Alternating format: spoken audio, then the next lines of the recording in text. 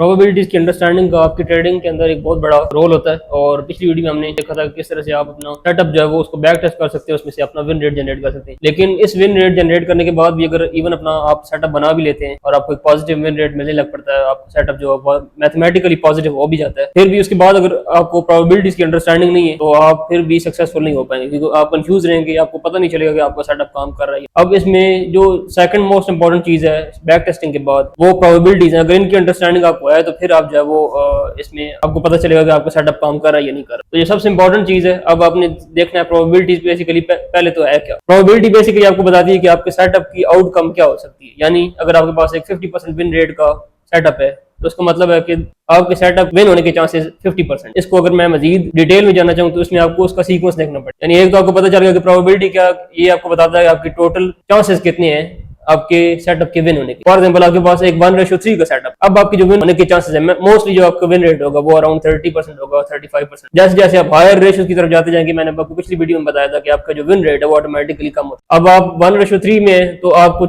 आपके maximum chances जो है वो विन होने की वो 34%, 35%। अगर आपके पास कोई एज अवेलेबल है तो हो सकता है आप 40-45% तक भी चले जाए 1:3 के। अब इसमें जो सीक्वेंस है ये बड़ा इंपॉर्टेंट है, क्योंकि लोगों को समझ नहीं आती सीक्वेंस किस तरह से होगा। फॉर एग्जाम्पल 1:1 के साथ आप काम कर रहे हैं, आपका 50% विन रेट है। अब नॉर्मली देखने में ये लगता है कि जैसे 50% विन रेट का मतलब है एक ट्रेड लॉस में होगी, एक ट्रेड प्रॉफिट में होगी, फिर एक लॉस में होगी, फिर एक प्रॉफिट। लेकिन एक्चुअल जब आप मार्केट में जाते हैं तो रिजल्ट्स कंप्लीटली रैंडम होते हैं और उन रैंडम रिजल्ट्स की वजह से आप कंफ्यूज हो जाते हैं और आप या तो इमोशंस का शिकार हो जाते हैं और या फिर आप अपने सेटअप को ठीक तरह से फॉलो ही नहीं कर पाते। अब इसका मतलब ही मैं आपको अगर समझाना चाहूँ तो यहाँ पे मैंने एक वेबसाइट ओपन की है। ये बेसिकली एक रैंडम नंबर जनरेटर है। अब इससे अंदाजा लगा सकते हैं कि सीक्वेंस किस तरह से लाइव मार्केट में कंप्लीटली डिफरेंट। अब 50% विन रेट का मतलब ये नहीं था कि हर दूसरी ट्रेड आपकी विन जाएगी। इसका जो सीक्वेंस है वो हमेशा वेरी करता रहेगा और बाद अब इसमें बड़ी लंबी लंबी लूजिंग स्ट्रीक्स भी आ जाती है। फॉर एग्जाम्पल यहाँ पे अब मैंने दो नंबर लगाए हैं 1 और 2। 1 का मतलब है कि आपकी ट्रेड विन होगी, 2 का मतलब है कि आपकी ट्रेड जो है वो लूज होगी। अब यहाँ पे देखते हैं कि किस तरह से आपका सीक्वेंस काम कर रहा है। ट्रेडिंग में भी इसी तरह से ही रैंडम ही आपके रिजल्ट्स आते हैं और लॉन्ग रन में जाके आपका जो आपका विन रेट है वो आपको फायदा दे। फॉर एग्जांपल यहाँ पे मैं क्लिक करता हूँ तो इसने 2 दे दिया। इसका मतलब जो हमारी पहली ट्रेड है, आपने इसको एक ट्रेड कंसीडर करना है। इसका मतलब है कि हमारी पहली जो ट्रेड है वो लॉस में। अगेन इस पे क्लिक करता हूँ, 1 दिया, यानी सेकंड जो ट्रेड है वो विन होगी। फिर एक जो है वो ट्रेड हम यहाँ पे लूज कर दी है। इस तरह से अगर आप जनरेट करते रहेंगे, मैं यहाँ पे आपको दिखाता हूँ कि एंड रिजल्ट क्या है। अगेन अब यहाँ पर आप देख सकते हैं मैंने इसको 10 मरतबा टेस्ट किया। अब 10 मरतबा में वही है, 6 ट्रेड हमारी लॉस में गई एक तरह की और 4 ट्रेड हमारी जो प्रॉफिट। ऑल दो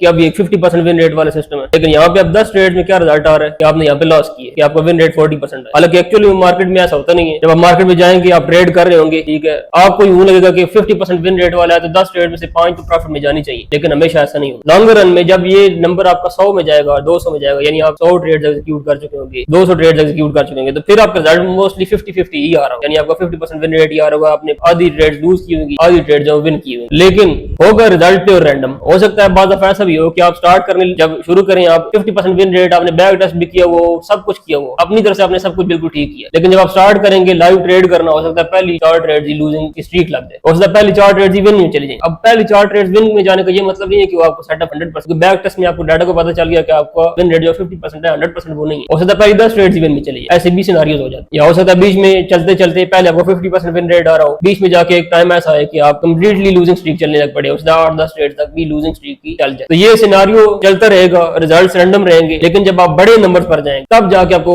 एक्चुअल जो आपका विन रेट है तब वो आपका जनरेट, तब वो आपका काम करेगा। यानी 100 ट्रेड बाद आपको पता चलेगा कि वाकई 50 ट्रेड लॉस में गई और 50 प्रॉफिट में गई। उसमें भी रैंडमनेस हो सकती है, बाद हो सकता है 45 विन हो 100 के बाद भी एंड 55 लॉस। जैसे जैसे बड़े नंबर पर जाएंगे आपके रिजल्ट्स बेहतर हो जाएंगे और ऑटोमेटिकली आप 50% पर पहुंच जाए। 400-500 ट्रेड बाद तकरीबन गारंटी है कि आपने आधी ट्रेड लूज की होगी, आधी प्रॉफिट की होगी। मेन जो इसमें चीज है, जो मेन नंबर है वो ये है कि आपने ये चीज ध्यान में रखनी है, आपने कंसिस्टेंट रहना है। आप अपने सेटअप को छोड़ेंगे नहीं, 200-300 ट्रेड्स के लिए भी नहीं छोड़ेंगे, ठीक है। ऐसा नहीं होगा कि आप 4 ट्रेड्स, अब यहाँ पे मसला क्या आता है, 4 ट्रेड्स आपने किए हैं, 5 ट्रेड्स किए हैं, विन रेट आपका 50% नहीं आया, 6 ट्रेड्स के बाद आप क्या करेंगे, आप सेटअप आप कहेंगे जी 10 ट्रेड्स किए हैं, रिजल्ट यहाँ पे आपके सामने 6 लॉस में चले गई, 4 प्रॉफिट में, इसका मतलब है कि 50% विन रेट तो नहीं है। हालांकि वो 50% विन रेट वाला ही सेटअप आपने ऑलरेडी बैक टेस्ट किया हुआ, आपको पता है कि डाटा के हिसाब से ये सेटअप 50% वाला है, लेकिन जब लाइव मार्केट में जाएंगे आप 8-10 ट्रेड बाद ही घबरा जाएंगे और आपको छोड़ देंगे, आप उसके रिजल्ट जनरेट ही नहीं होंगे। अब ये मेन इंपॉर्टेंट इंपॉर्टेंट जो इसमें चीज है वो कंसिस्टेंसी है कि आपको पता होना चाहिए कि सीक्वेंस ऑफ आउटकम जो है वो आपको जो आपकी ट्रेड्स का रिजल्ट है उसका जो सीक्वेंस है वो हमेशा रैंडम रहेगा, वो फिक्स नहीं होगा। अगर 30% विन रेट वाला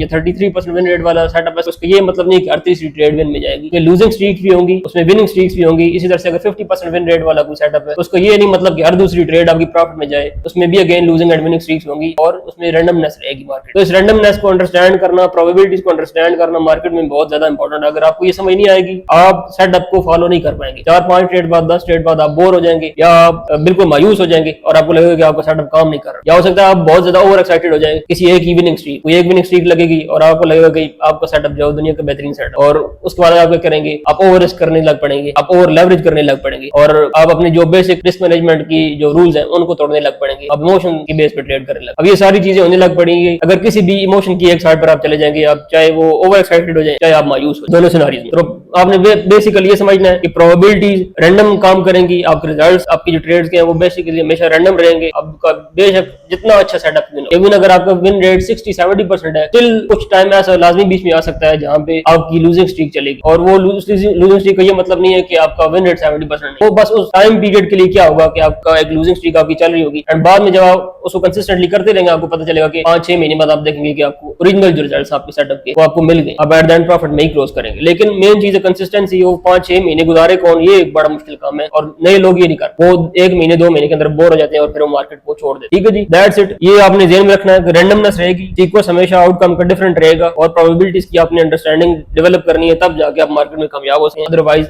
आप हमेशा बेरार के शिकार रहेंगे, आप मायूस रहेंगे। दैट्स इट, मिलते हैं नेक्स्ट वीडियो।